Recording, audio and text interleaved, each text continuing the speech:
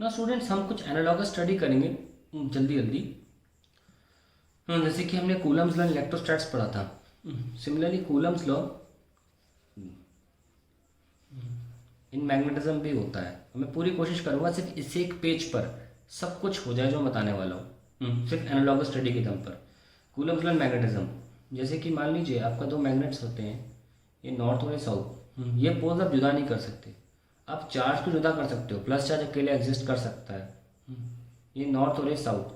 तो इनके बीच में भी रिपल्सिव फोर्स होता है, और वो रिपल्सिव फोर्स मैग्नेटिक फोर्स जो होता है वो एग्जैक्टली सेम तरीके से निकाला जाता है, m1 m2 upon are square. तो यहाँ पे जो r है वो दोनों पोल्स के बीच की दूरी है। m1 क्या होता है? Pole strength. क्या होता है? Pole strength. तो मान लीजिए अगर ये थोड़ा हैवी मैग्नेट है, हैवी मतलब ज़्यादा ताकतवर मैग्नेट है, कम ताकतवर मैग्नेट है, इसीलिए दोनों के पोल्स अलग अलग हैं। m2 क्या है? Pole strength of the other magnet. आइए, पोल स्ट्रेंथ जो m1 m2 है इनकी यूनिट भी जाना जरूरी होती है, ठीक है। एनालॉगस स्टडी ध्यान रखना, जैसे के Q1 Q2 by are square था ना, वैसे यहाँ पे के m1 m2 by are square है। और यहाँ पे जो के की वैल्यू होगी वो वही है जो चलती आ रही है, 4 पाई यूनिट अपॉन 4 पाई। अब सेकंड चीज़ आती है, कूलम्स लॉ तो हो गया, सेकंड चीज़ आती है dipole moment. Electric dipole moment क्या था? Q into 2a। Similarly magnetic dipole moment m होता है Q, चार्ज था, यहाँ पे चार्ज का रोल कौन प्ले कर रहा है? Pole strength m। वहाँ पे मैग्नेट की लेंथ लेते थे, वहाँ पे डायपोल के बीच की लेंथ क्या होती थी? दो पोल्स, दो प्लस और माइनस चार्ज के बीच की दूरी, उसे 2a से दिखाते थे। यहाँ पे हम 2l से दिखाते हैं, और वो क्या होता है? नॉर्थ साउथ के बीच की दूरी होती है, ठीक है। तो 2l आ गया ये, बस।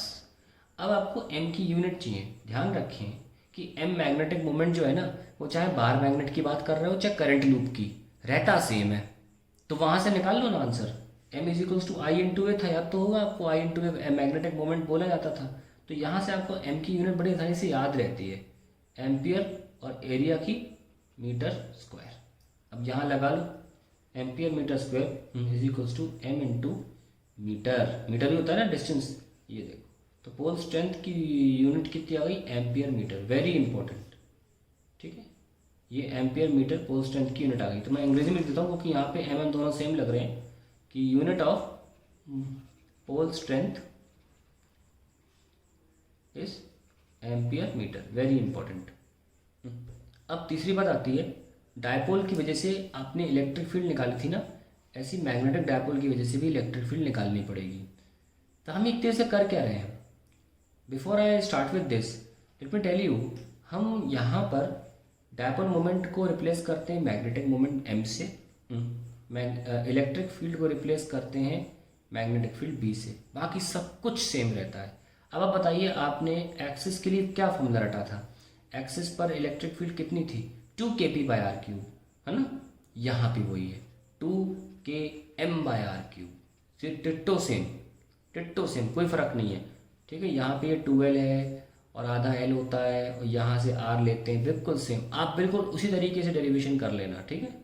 और चौथी चीज़, एक्सेस पर देखा जाए तो एक्सेस पर क्या आपने बी फील्ड निकाली थी?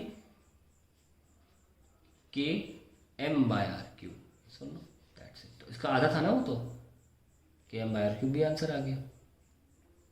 तो ये बहुत इंपॉर्टेंट चीज़ें हैं जो एनालॉगस हम कर रहे हैं। अब पांचवी चीज़ क्या होती है? टॉर्क। टॉर्क डायपोल मोमेंट पे कहता था पी ई साइन थीटा, यहाँ पी की जगह लिखो m, ई की जगह लिखो b, और साइन थीटा की जगह साइन थीटा रहने दो, और आप क्रॉस प्रोडक्ट लिखोगे तो आएगा m क्रॉस p। हम पहले भी कर चुके हैं, इसमें हमने लूप के करंट लूप के लिए निकाला था वैसे तो ये। सिक्स, अगर आपको पोटेंशियल एनर्जी का स्टोर निकालना है तो कैसे निकालोगे? P E sine theta, P E cos theta 1 minus cos theta 2 था, यहाँ p की जगह है b cos theta 1 minus cos theta 2, bar magnet के लिए। ये सब, तो ये बहुत इंपॉर्टेंट पेज है आपके लिए कि मैंने सब कुछ करा दिया है इसमें। और फाइनली कुछ बचा नहीं है करने के लिए, कुछ रह भी गया होगा बाई चांस तो वो क्वेश्चंस के थ्रू कंप्लीट कर लेंगे, लेकिन मुझे लगता नहीं कुछ बचा है, so that we can go on to the earth's magnetism now.